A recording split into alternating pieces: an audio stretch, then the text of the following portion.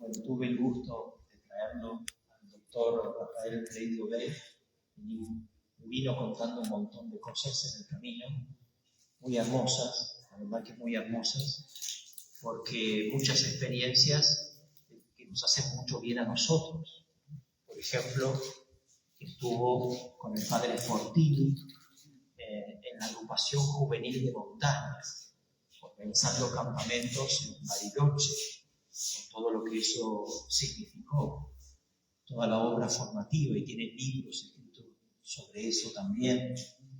Bueno, es fundador de la revista Landus, que tiene un gran alcance de formativo en toda la Argentina, y es profesor en letras, abogado de la Facultad de Derecho y Ciencias Sociales de la Universidad de Buenos Aires, abogado especialista en régimen jurídico de recursos naturales y ambiente, profesor de recursos naturales y ambiente en la Facultad de Derecho y Ciencias Sociales, doctor en filosofía por la Universidad Abad Oliva de la CEU Barcelona, fundador y miembro de número de la Sociedad para la Administración del Ambiente y el Derecho de los Recursos Naturales desde 1975, profesor de régimen jurídico de recursos naturales en la Pontificia Universidad Católica Argentina, en la Universidad de FASTA, Mar del Plata, miembro de número de la Academia del Plata. Teníamos, al final de la charla me contaba, fue rector de la Universidad Católica de aquí del Plata. Bueno, muchísimas publicaciones, muchísimos estudios, está dando conferencias hasta ahora. Me contaba en México, empezó a dar conferencias a través de internet sobre el apocalipsis. Así que todos temas muy interesantes para nosotros en la formación. Bueno, lo recibimos con un fuerte aplauso.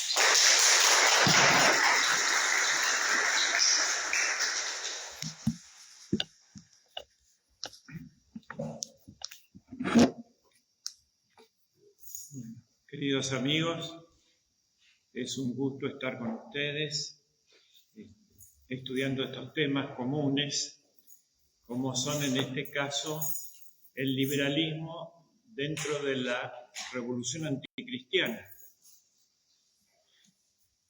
Es muy difícil hablar de esto porque hay muchos conceptos de liberalismo, no hay una doctrina unificada y hay distintos tipos. No ocurre lo mismo con el marxismo, que tiene un libro central que es El Capital de Carlos Marx, y que define bastantes cosas. Se puede hablar de un liberalismo económico, por ejemplo el de Carl Schmitt, cuyo principio es la laissez-faire, laissez-passer, es decir, la libertad de mercado. El liberalismo filosófico, que es el concepto de la libertad humana en forma absoluta, como valor máximo, una especie de idolatría de la libertad, puesta como valor supremo. El liberalismo político y el liberalismo religioso, que actúan en planos distintos, pero el concepto central de esto podría ser el concepto de libertad como un valor absoluto, de la libertad humana. Ahora, ¿qué entendemos por libertad? ¿No es cierto? Hay un primer nivel. La palabra libertad nos agrada a todos. ¿Quién quiere estar preso? Pero la palabra liberalismo nos previene, como todas las palabras, grandes palabras que le agregamos ismo. Una cosa es la libertad y otra el liberalismo. Una cosa es el bien común y otra es el comunismo. Y así, sigamos con la justicia y el justicialismo, todos queremos justicia, ¿no? Pero ya es muy probable que, y todos queremos a la sociedad, ¿cómo no vamos a querer a nuestra sociedad? Pero el socialismo, siempre, cuando pasamos de una palabra a otra, perdemos por lo menos la mitad del público.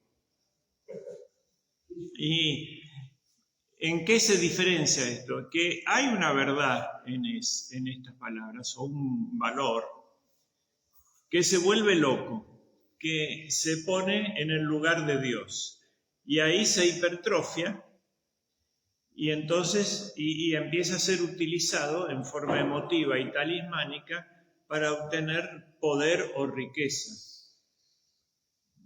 Entonces ahí estoy fundando no una doctrina, sino una ideología, creando una idea que es para construir una cuestión de poder en base a estos grandes valores que, según el caso, según nuestras necesidades y situaciones, si necesitamos justicia, pues vamos detrás de esa bandera y así. Entonces, por otro lado, volviendo al tema de la libertad tiene distintos planos. Hay un primer concepto que es la libertad de trabas, que es común entre los hombres y los animales. Se puede decir que un caballo está atado y que está libre cuando está suelto. Y una persona también, que está presa o está en libertad. No nos referimos a eso. En general se pide libertad. Los que piden mucha libertad no suelen estar presos. Es otro tipo de libertad que piden. Hay un segundo tipo que es propiamente humano, que es la libertad de libre albedrío, que es la libertad de elegir respecto de un fin los medios. Y hay un tercer tipo de libertad que se logra solamente cuando se cumple su vocación, cuando se es leal consigo mismo. Hay mucha gente que está frustrada porque no ha podido realizar lo que quería. Y entonces tiene una traba, pero esa traba está dentro, no está fuera, no es una atadura. Supongamos que uno no tiene vocación de profesor y está tiene que dar clase porque tiene que ganarse su pan y no consiguió otra cosa, pero no tiene vocación de eso. Y entonces está como preso ahí y pasa una buena parte de la hora pasando lista, después habla del precio de los tomates, ¿no? Mira el reloj para irse. En cambio, ese tiene la traba adentro. Uno que tiene realmente vocación de la docencia, los atrae a los alumnos, les toma el recreo y ellos quieren que siga, y si se va al patio luego de dar clase, lo siguen para preguntarlo más, y él no queda cansado, sino queda como acelerado, como dicen los chicos, después de la clase, y no aguanta que venga la próxima, está deseando para decir lo que no pudo decir antes. Esa persona no está atada. Entonces, esa persona que coincide consigo mismo, que cumple su vocación, que realiza su vocación, está en forma pleno. Y no son obligaciones las que tiene, sino forma de expresarse en su camino. Pues bien, ¿qué pasa con esta libertad en sentido absoluto? Y además con su contenido social. Si no hay vocación, si uno no descubre la verdad sobre sí mismo, lo que Dios quiere de uno, que está señalado también por los límites que uno tiene. Uno sabe qué facultades tiene, cuáles no tiene, cuáles son sus gustos, cuáles sus aspiraciones. Y como el espíritu anhela todo el mundo, pero al estar en un cuerpo somos limitados. Entonces puede ser que pensemos en un chico desorientado que tiene que elegir qué va a seguir después cuando termine el secundario. Y en realidad no sabe porque no se conoce a sí mismo. No ha tenido una orientación vocacional, no ha sido sincero, ha elegido venalmente, ¿no? Sin personalidad. Como todos los amigos de él iban a ingeniería, él iba a ingeniería, pero a él no le gustaban las matemáticas, pero no quería estar solo en otra que le podía haber gustado. Entonces empiezan a deambular de una facultad en otra y nunca se encuentran. Entonces, esto ocurre cuando no hay un conocimiento de sí mismo y el conocimiento del designio que Dios tiene para uno, que se llama vocación. Qué gran palabra esa, ¿no? El llamado. Uno tiene que sentir ese llamado dentro. Si eso no está, empieza a ilusionarse, a imaginarse, y en base a ese yo ideal, no real, en el sentido de no real, empieza a sacrificar al real y toma una cantidad de decisiones equivocadas y eso lo lleva a la frustración. Lo mismo cuando se elige al que va a ser el cónyuge, etcétera, para pasar la vida. Si no se sabe elegir bien, como corresponde, y se toman esas decisiones que después malogran toda una vida o arruinan eso. Pero no nos referimos a eso, nos referimos generalmente cuando hablamos del liberalismo, aunque tiene mucho de esto, al liberalismo en sentido político, económico, como una ideología dominante. ¿Y de dónde proviene eso? Proviene más o menos del subjetivismo cuando aparece el protestantismo, ¿no es cierto?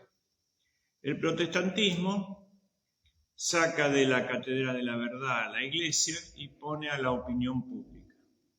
La Biblia puede ser interpretada por cada uno, como quiera. Entonces priva a la gente de la tradición, del magisterio y de los sacramentos, gradualmente, no todos ni de golpe, pero empieza a eliminarse todo eso. Y se inventa que este principio de autonomía del ser humano que reza, ¿no? Hágase tu voluntad, pero en realidad rezamos para que Dios haga la nuestra. No quiero sacarme la lotería, entonces, pero le decimos hágase tu voluntad. Bien. Tratemos de ver cómo todas estas ideologías, estas ideas, se van plasmando en la organización política. La sociedad cristiana, y no solo la cristiana, la clásica, la griega, ¿en qué se fundaba? En el bien. El fin de la sociedad era el bien común.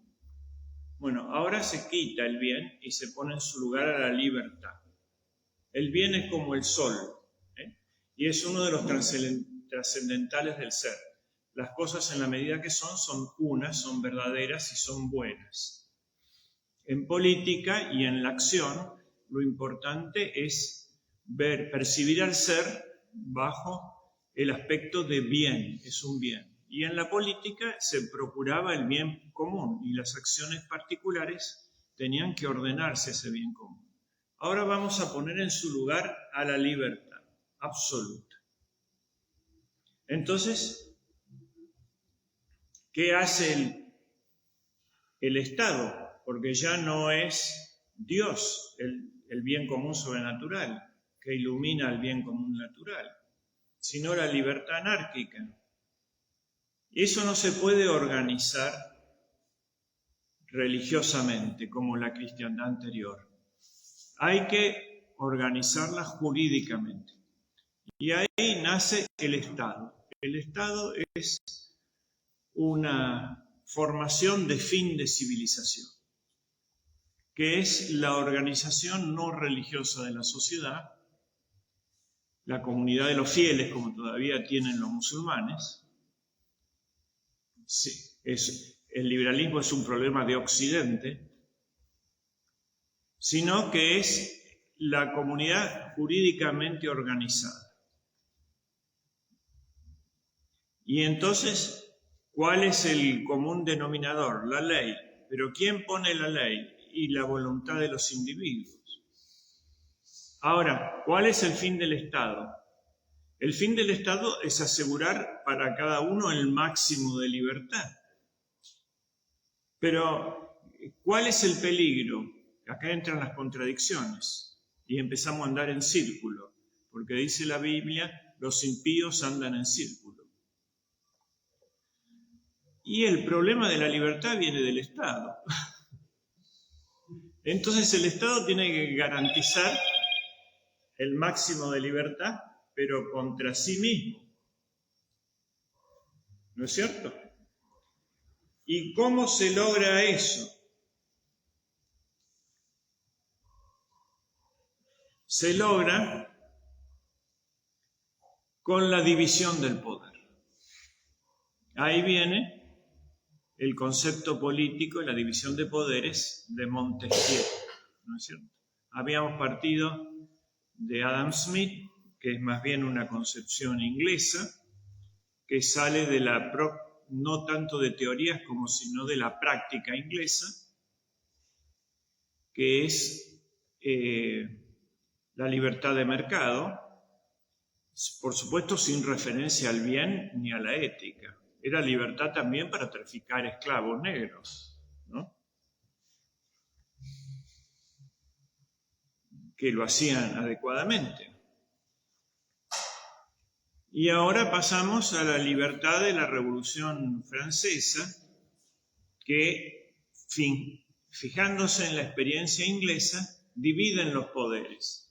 Nosotros teníamos esas garantías en nuestro derecho clásico y cristiano, que no era división del poder, porque el poder no se puede dividir si no se atomiza, eran división de las funciones del poder. Por ejemplo, teníamos algo parecido al poder legislativo en el cabildo, el poder ejecutivo era el gobernador en la época hispánica y el poder judicial era la Real Audiencia, pero estaban integrados como funciones de un poder, de un solo concepto de poder. Pero la garantía esa venía de una adecuada función que permitía también el gobierno por la cosa pública de los mejores que estaban rodeados de un orden moral objetivo. San Isidoro de Sevilla, que fue el primer gran legislador de la hispanidad en la época de los visigodos, decía que la ley viene de Dios y la encontramos en la naturaleza, es el orden natural, y que el poder humano solamente hacía decretos que estaban debajo de esa ley. Bueno, ese era el concepto. No se puede ir más allá de un orden moral objetivo. Pero si todo es subjetivo, si hasta la misma Biblia depende de la interpretación de cada uno, del capricho de cada uno o del gusto de cada uno, ¿cómo nos ponemos de acuerdo? Ahí se muestra lo que ha explicado muy bien el Papa Benedicto XVI, que es la llamada tiranía del relativismo. Primero parece muy tolerante, ¿no es cierto? Decir que cada uno tiene su verdad y etcétera. Y que todas son moralmente iguales y que eso será verdad, pero para vos. Bueno, pero en una sociedad tenemos que vivir juntos. Si no hay una verdad común, si no hay un acceso común a un orden común, si no estamos de acuerdo en los 10 mandamientos, ¿cuál es la ley que rige para todos? Y la de la subjetividad del más fuerte se termina imponiendo. Entonces termina siendo una cuestión de fuerza. Por supuesto que existe lo subjetivo. Si yo hablo de un tren, hay algo objetivo, que es un medio de transporte. Subjetivamente, para un señor puede ser el tren la muerte porque pisó a un pariente de él. Eso subjetivamente. Y para otro puede ser la luna de miel porque se fue, o las vacaciones porque tomaba el tren cuando se iba de vacaciones. Eso es subjetivamente, pero objetivamente, cuando tenemos que hablar con los demás, es un medio de transporte, si no, no nos podemos entender. Es decir, existe una verdad objetiva y nuestra mente es capaz de descubrirla. No es todo subjetividad. Y esa aparente tolerancia al puro subjetivismo del otro es una secreta apuesta a de que uno puede ganar con más fuerza, a imponer su subjetividad como norma común. Bien, entonces esto se produce también en conexión con otras ideas, la llamada ilustración y la modernidad. Forma parte de los valores de la modernidad. Y eso empieza a surgir antes de estos grandes autores con el Renacimiento. Con el Renacimiento ya no hay más una concepción de fe y razón y fe armonizadas, sino que el valor máximo es la razón humana, autónoma. Y todo tenía que subordinarse a este antropocentrismo. No era teocéntrica la sociedad como la sociedad cristiana, centrada en Dios, sino que estaba centrada en el hombre. Pero el hombre tiene muchos conceptos y muchos aspectos. ¿Qué hombre? ¿El hombre del cerebral, que sería el racionalismo? ¿O el hombre del sentimiento, que sería el romanticismo? ¿O el hombre pragmático utilitario, que sería el hombre del estómago? ¿O el hombre de poder de transformar, el homo faber? Y a medida que pasamos al hombre, cuando nos caemos de Dios, empezamos a caer de nosotros mismos. Y aquí viene la segunda parte, que sería la explicación de esto en la revolución anticristiana, que voy a ir desarrollando este esquema, que es, primero, veamos la concepción cristiana, después la moderna, que tiene varios pasos, y después ahora terminó la época moderna, estamos en la posmoderna. ¿En qué se caracteriza eso? La moderna está en la era cristiana, que empieza con Cristo, y termina con el llamado Renacimiento, que es el renacimiento del paganismo, en cierta forma, que coincide con un florecimiento de la cristiandad, por ejemplo en España, que da el siglo de oro. Pero en otros lugares aprovechan ese florecimiento del mundo antiguo para producir una fractura con la cristiandad. La centralidad en la era cristiana era en Dios. ¿Y cómo se regeneraba el hombre? Y se regeneraba por la gracia. Y el alma, había que salvar el alma. ¿Qué predominaba? La razón y la fe, juntas. Y el ideal era la santidad. En la Edad Moderna empieza la primera etapa, es el Renacimiento y el protestantismo. La centralidad la toma, no es Dios, sino el hombre que es rey, el hombre del poder. Pasamos de la aureola del santo a la coronita. Y el rey cree que puede subordinar la religión. Ahora lo van a elegir a Carlos III como jefe de la religión anglicana en Inglaterra. El poder es lo que va a regenerar, no la gracia ni los sacramentos. Y la inversión es teológica. ¿Qué predomina? La política. La religión se vuelve política en casi todos los estados de Occidente, porque queda subordinado el poder religioso al poder político como una herramienta. Incluso la paz de Westfalia, después de las guerras de religión, se establece que la religión de cada país es la del príncipe. Él impone la religión. Entonces la religión le queda subordinada como una herramienta. El ideal, ¿quién sería para ver una figura? Enrique VIII, los príncipes protestantes, algunos de los cuales eran obispos,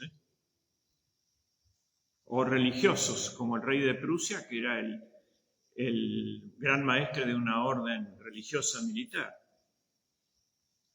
¿Y qué pasa con lo que yo pongo en lugar de Dios? Este valor del rey del poder, que no puede satisfacer la demanda que puede satisfacer Dios, porque el hambre del hombre, que es un espíritu, es infinito y solamente Dios es infinito, y una criatura, aunque sea el rey, no la puede satisfacer. Entonces, el acto debido a cualquier idolatría es romper el ídolo después, es la iconoclastia. ¿Dónde terminan los reyes absolutos? En la guillotina.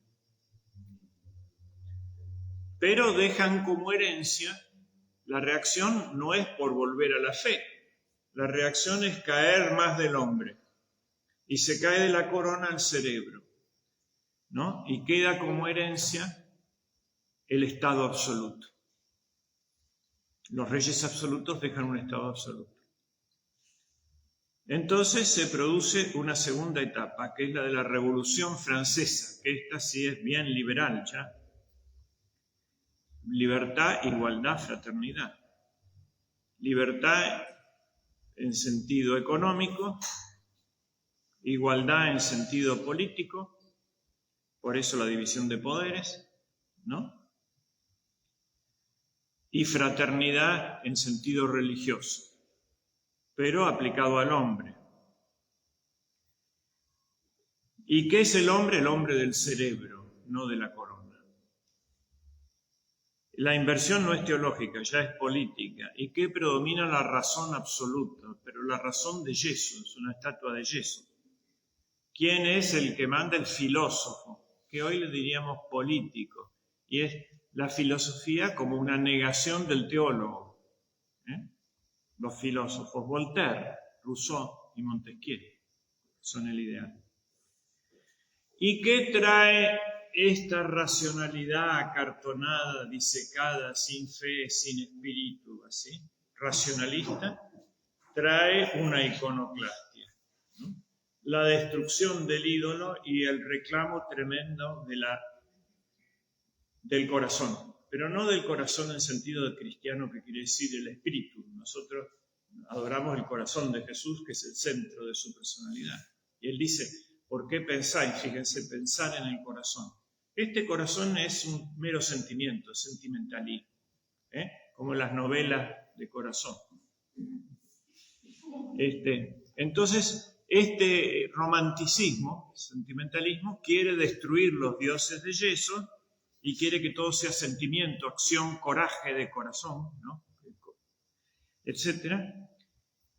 Y viene el romanticismo, desplaza el clasicismo, la era romántica. El hombre guerrero, Napoleón, el conquistador. La regeneración es por el corazón, haz lo que sientas, ¿no? La inversión es el espíritu irascible, no la razón, el cultivo del irascible. Predomina el sentimiento, el ideal es Napoleón. Y claro, así como los reyes habían dejado en herencia el estado absoluto, pero habían sido liquidados por la guillotina, la iconoclastia de la razón es la irracionalidad, el triunfo del... Pero dejan la manía legislativa, que todavía la tenemos. Las pestes las conservamos cuidadosamente y reaccionamos yendo más bajo, cayendo más. Y la ideología, eso es lo que nos dejan los filósofos, la ideología y la manía legislativa. Y ahí viene Entonces, cansados de tanta guerra napoleónica y tanto sentimentalismo, basta, dice la gente ya, aburrida, hay que buscar a alguien práctico, ¿no? Y desplazar al guerrero, desplazar al corazón, los valores del estómago y de la practicidad, el utilitarismo. La revolución se hace con la panza, es decir, cuidando cada uno el interés. ¿Quién es el ideal? John Bull. John Bull era el clásica figura de ese señor panzón, ¿no? Con una cadena de oro y un chaleco, y al lado un perro guardián que era Bulldog, el perro de Bull. También bullying toro, ¿no? Los que hacen bullying. Con la prepotencia, pero la prepotencia del comerciante, no del guerrero, del que tiene dinero. ¿Tienes un peso? Vales un peso. Es eso. El tiempo es oro. Esa es la nueva religión. Entonces el Código Civil es reemplazado por el Código de Comercio. Esa es la Biblia.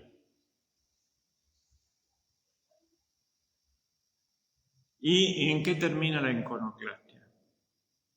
¿Qué dejan estos que iban a arreglar todo porque eran pragmáticos? Dejan la terrible cuestión social del capitalismo, espantosa.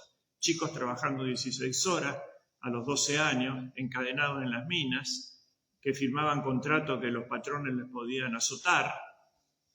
La terrible cuestión social que salió la Iglesia con la Rerum Novarum. Y por supuesto, este abuso de la propiedad privada vuelta absoluta, propiedad privada para pocos, hecha de la destrucción de la propiedad privada de los muchos y de la apropiación del trabajo, genera la cuestión social y termina en la iconoclastia. Hay que destruir la propiedad. Agravamos más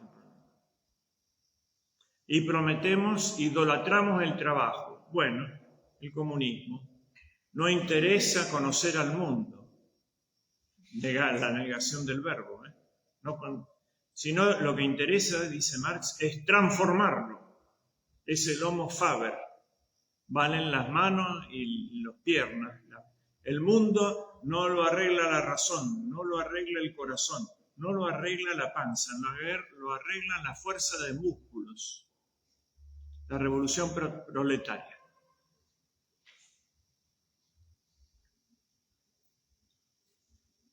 La inversión es técnica y predomina el trabajo. Entonces, ¿qué produce esto? Si yo idolatro el trabajo, y produzco una sociedad de trabajo forzado, el comunismo.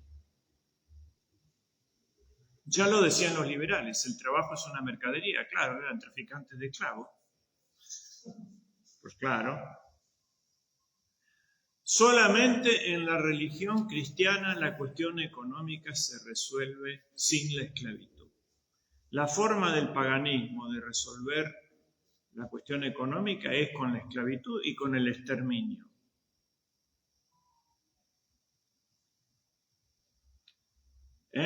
Llamémoslo trabajo es una mercadería como los liberales, o endiosando el trabajo como los comunistas y haciendo una sociedad de trabajo forzado, o hablando de flexibilidad laboral. La cuestión es que el paganismo resuelve el problema con esclavos o con exterminio, aborto y eutanasia de los que sobran. Así andamos, la pérdida de la libertad. Entonces. Es decir, por una ley implacable metafísica, un error se degüella a sí mismo. Habíamos empezado con la adoración de la libertad, ahora viene la pérdida de la libertad. ¿Qué produce el comunismo que había adorado el trabajo? La esclavitud. Por supuesto que se queda, como se queda el estado absoluto de los reyes, como se queda la manía legislativa, ¿no? Yo me acuerdo que un día salí a la Facultad de Derecho, después de tomar examen, había como 500 alumnos. Estábamos cansadísimos los profesores, caminamos allá en Buenos Aires, cruzamos una plaza y fuimos a un bar a tomar algo. Y por lo que hablábamos, había una señora que se ve que había sido muy bien, ¿no? Porque estaba todavía bien vestida, pero estaba loca. Y era como, tenía para lustrar botas, pasaba de un lado a otro y era lustrabotas. Y en un momento dado pasa un canillita, uno de estos periodistas, vendedores de diarios, y decía, con la razón, era de esa época, ya salió la nueva ley 20.000 no sé cuánto. Y volvía a vaciar, ya salió la nueva ley. Y la mujer ahí, no sé cuál habrá sido su historia, empieza a hablar. Y dice el refrán, que un loco hable, pero que un cuerdo escuche. Escuchemos lo que decía la mujer. Decía, ya una nueva ley. Los abogados, y sabía que éramos abogados, salimos de la facultad y por lo que estamos hablando. Los abogados ya tienen 20.000 leyes y le dicen a los alumnos que la ley se presume conocida, pero ellos tampoco las conocen. Y hablan de la reforma de la justicia. ¿Por qué no ponen jueces decentes, ¿no? Y administran justicia con los 10 mandamientos, en lugar de sacar más leyes? La reforma de justicia, decía, y volvía con lo mismo, es la reforma de la cabeza de los jueces. Dice. Y volvía con el mismo cantito como un disco rayado, pero que un cuerdo escuche, ¿no? Ahí está, la manía legislativa. ¿Y ahora qué pasa? También falló el comunismo y cayó. Entonces vino el comunismo, vino la sociedad consumista. Ya no es el hombre productor, el homo faber, es el consumidor, el rey. Con una tarjeta, tienes un peso, vales un peso, vamos a ver qué tipo de tarjeta tenés. ¿Y qué quiere? Y quiere placer, sexo y placer. Aquí la inversión ya es sexual, pero viene de todas las otras inversiones. La primera inversión es la teológica, olvidarse de Dios y y volver al mundo, a las criaturas, de donde todo lo que era uno se vuelve diverso y fragmentado. Después, inversión filosófica, como dice San Pablo a los romanos, ahí está la decadencia, que es cambiar la idea es más importante que la realidad. No. Lo más importante es la realidad, después la idea y después la palabra. Nuestra palabra tiene que ser conforme a nuestras ideas, si no mentimos. Y nuestras ideas tienen que ser conforme a la realidad, si no nos equivocamos. El orden ontológico manda al orden lógico y el lógico al gramatical. Pero acá se invierte y la idea es más fuerte, es más importante que la realidad. La ideología, de Descartes para acá, el idealismo. Esa es la inversión filosófica. Se entontecieron en sus propios razonamientos, dice San Pablo. Y luego viene la inversión política, que es, en lugar de ser el fin, el bien, el fin es la libertad absoluta. Esa es una inversión del corazón, que no busca más el bien, sino el capricho.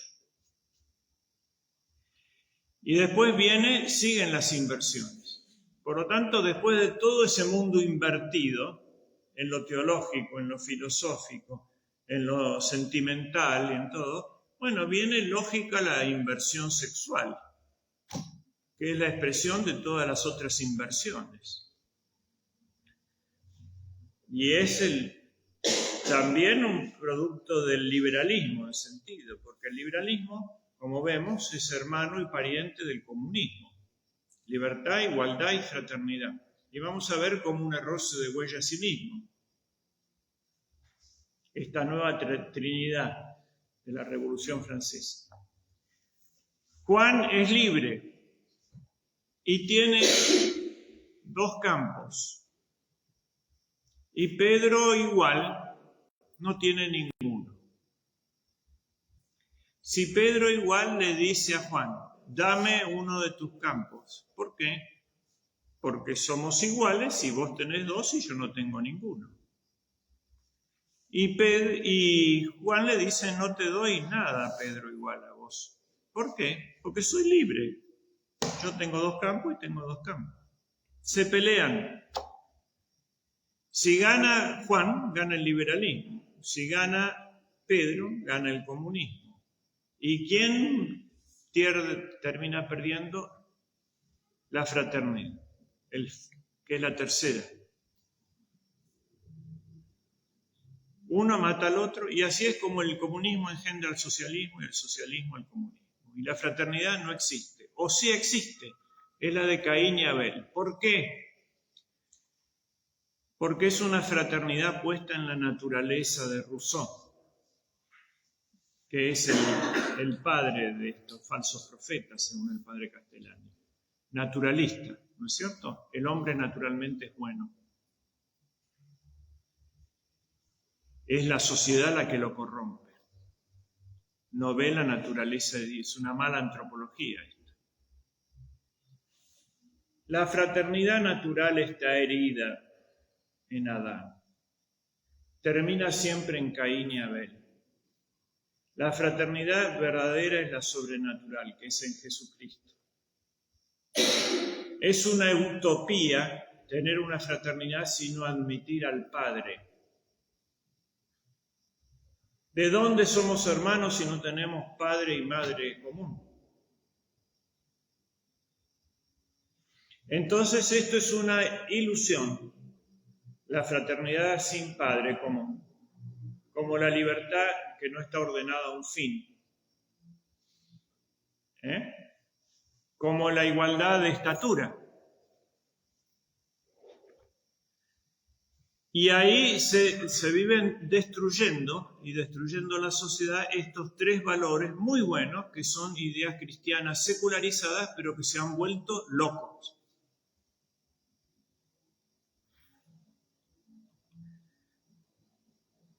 Y ahí está donde el error se degüella a sí mismo. Hemos visto cómo se han degollado, ¿no? Perdiendo la libertad, la propiedad y todos los ídolos sucesivamente destruidos. Y ahí terminó la era moderna. Y vinimos en un mundo posmoderno.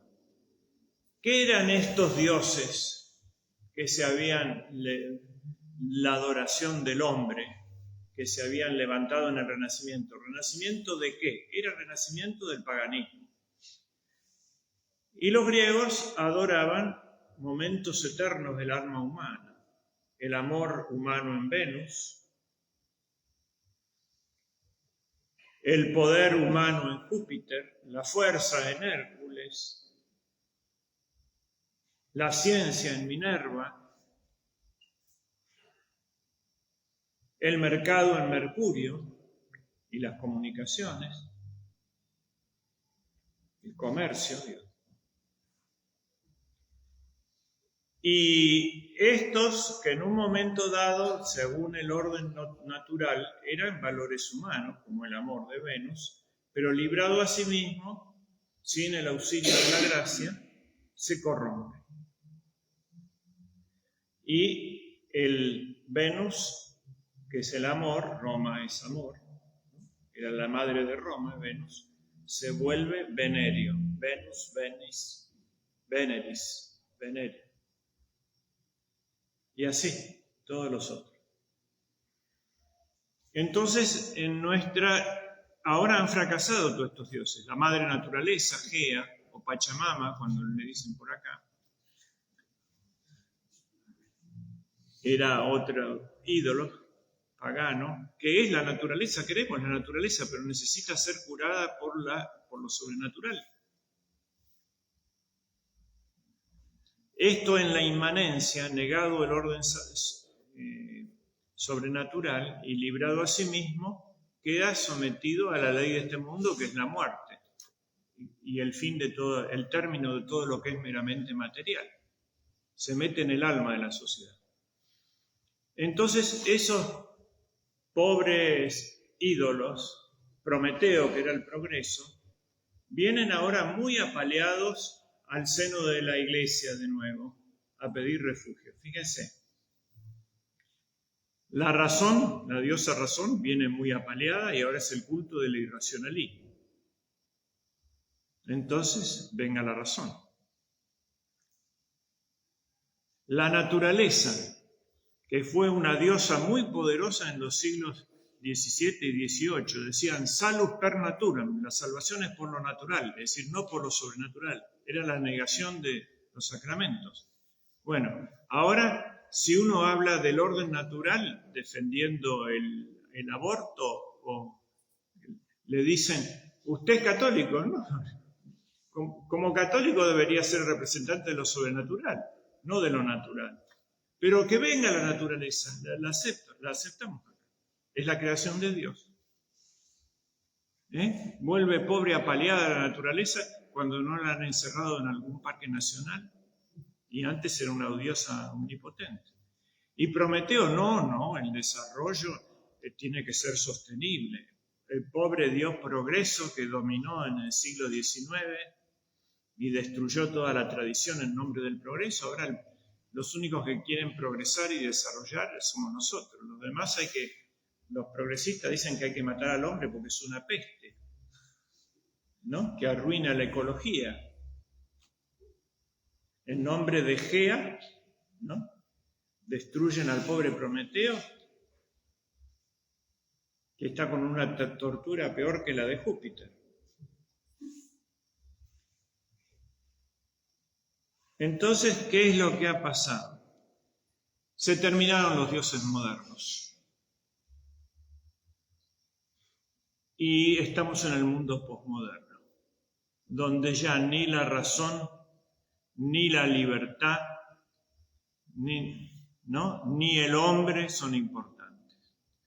Harari, el filósofo del Foro de Davos, que es el que hace la Agenda 2030 de exterminio de la sociedad, sobre todo la cristiana, humana, dice, Homo Deus, que el hombre va a ser Dios en un libro,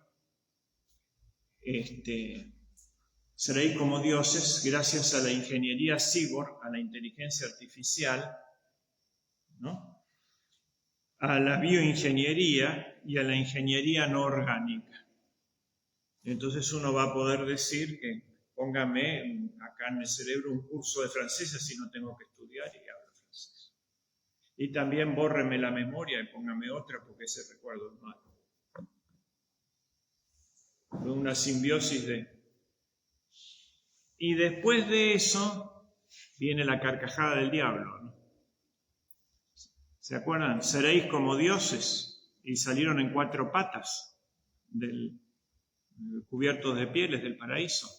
Bueno, por un lado, no, el hombre ahora, ¿y qué? Dejémonos, etc. Y el hombre es un animal hackeable, dice en el último libro. No tiene derecho a su organismo, se lo puede hackear, hay que introducirle elementos.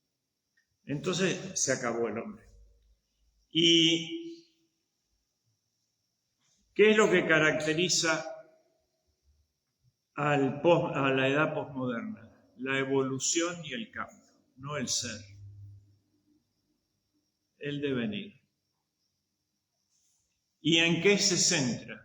En el datacentrismo, en el algoritmo maestro. Es la muerte del verbo,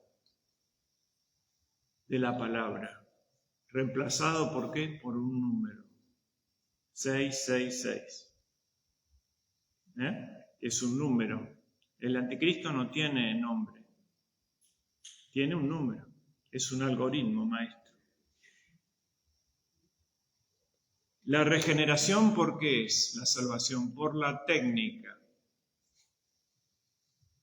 La inversión, ¿qué es? Material. subordinar el espíritu totalmente a la materia. La inteligencia humana es un apéndice de la inteligencia artificial. ¿Qué predomina? Predomina la bioingeniería, la ingeniería cyborg y la ingeniería no orgánica. ¿Quién es el ideal? Y de la razón era Voltaire, y del sentimiento era Napoleón, y del interés era John Bull, y del trabajo era Lenin, y del placer era Freud, la revolución del sexo, que ya era irracionalidad, porque el subconsciente prima al consciente, es más importante que el consciente. Ya había la inversión esa. Y ahora es Bill Gates o Elon Musk o estos, ¿no?, genios de la información. La iconoclastia, ¿en qué consiste? ¿Qué nos fueron dando? Y el marxismo nos había dado la esclavitud. Y la sociedad hedonista, el mutante, el transgénero. Ya hay 100 sexos más o géneros más. Y la iconoclastia es el hombre inorgánico que quieren crear. ¿Y cuál es la herencia? La abolición del hombre. Empezó la era de los orcos. La era del hombre ha terminado, dice Sarma. No, si los dejamos. Y Dios hace las cosas. Pero esta es aquí termina la tentación de seréis como dioses. ¿Qué quiere decir? Seréis autores de un orden nuevo. ¿Qué quiere decir? Tenéis que proceder como si vuestra libertad sea lo máximo y no en un orden que ya está establecido.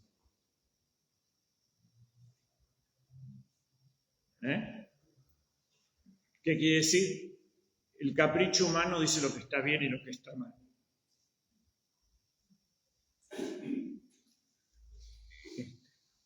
Bueno, esto es más o menos lo que me pidió en el liberalismo, la revolución anticristiana.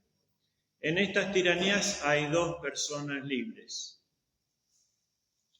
Para cerrar, dos tipos de personas. El tirano, que hace lo que se le da la gana, ¿no? Y el mártir, también. Y los dos son reyes a su manera. Pero la muerte divide los reinados. Con la muerte terminó el reinado de Nerón. Y con la muerte empezó el reinado de San Pedro. Porque nosotros, ahí está el secreto y nuestra fe, resucitamos. Y somos eternos en el alma. Así que la muerte es simplemente una contingencia entre la vida con minúscula y la vida con mayúscula. No hay que tener miedo y nuestra guerra ya está ganada. Tenemos que pasar por acá, pero ya está. Ahora, las grandes luchas, ¿por qué son? Por conservar la Eucaristía, las dos fuentes de la vida. Vamos a hacer otra referencia a Tolkien. En un momento dado le dice, ¿qué quiere Sauron? Sauron es el mal, el genio del mal. Pero al final, ¿qué quiere? Quiere controlar toda la vida sobre la tierra. Eso es lo que quiere. Controlar la vida, la biosfera, lo que está bien. Bueno, la vida tiene dos aspectos. La vida natural, que es impedir los nacimientos. Ahí hay una gran batalla, la batalla pro vida. Y la vida sobrenatural, que es la Eucaristía, quiere la supresión de la Eucaristía, que es la vida sobrenatural. Entonces nosotros tenemos que centrarnos en la defensa de esos grandes valores.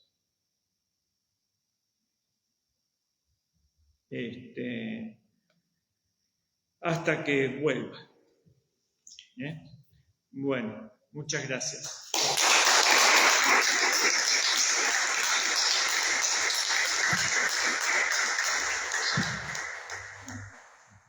tener tiempo para preguntas. Yo primero quería hacer una pregunta, porque justamente hoy, cuando iba a buscar, escuchaba la radio y periodistas de mucho nivel hablaban de toda la decadencia de la sociedad, por ejemplo, con el tema de la ideología de género. Pero decían, pero no tenemos que volver a la Iglesia Católica. Sí. No tenemos que volver a eso. Tenemos que encontrar un justo medio. Se pasaban y contaban que Netflix está cayendo en desgracia porque la gente se está cansando de tanto contenido de ideología de género. Sí. Pero decían, pero que no vuelvan a la Iglesia. Entonces, por un lado está como, parece como un poco la fe en la Iglesia Católica. Ese es el primer tema, ¿no? Porque realmente para muchos, cuando uno dice la solución de esto pasa por la fe, es como, no, eso no merece. Dame otra cosa, pero eso no.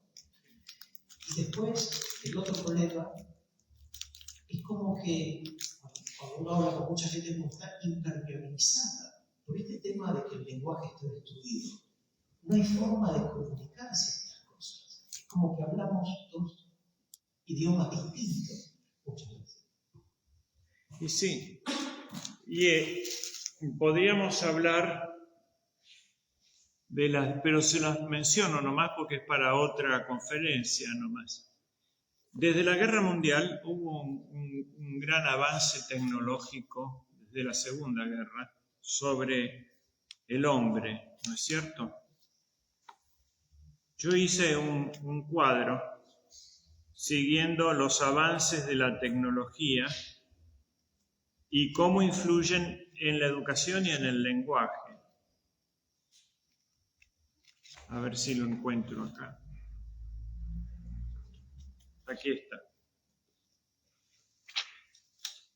Por ejemplo, yo he vivido con por lo menos 5 generaciones. Se las voy a ir contando cuál era el elemento tecnológico y qué creó, qué cambios creó.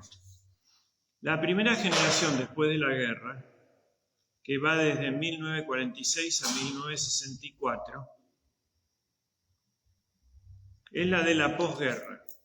Los rasgos característicos son que había poca tecnología todavía. Y los métodos de enseñanza eran clásicos. Eso es lo que yo viví en la primaria, en la mitad de la secundaria. La relación con los docentes y los padres era en el principio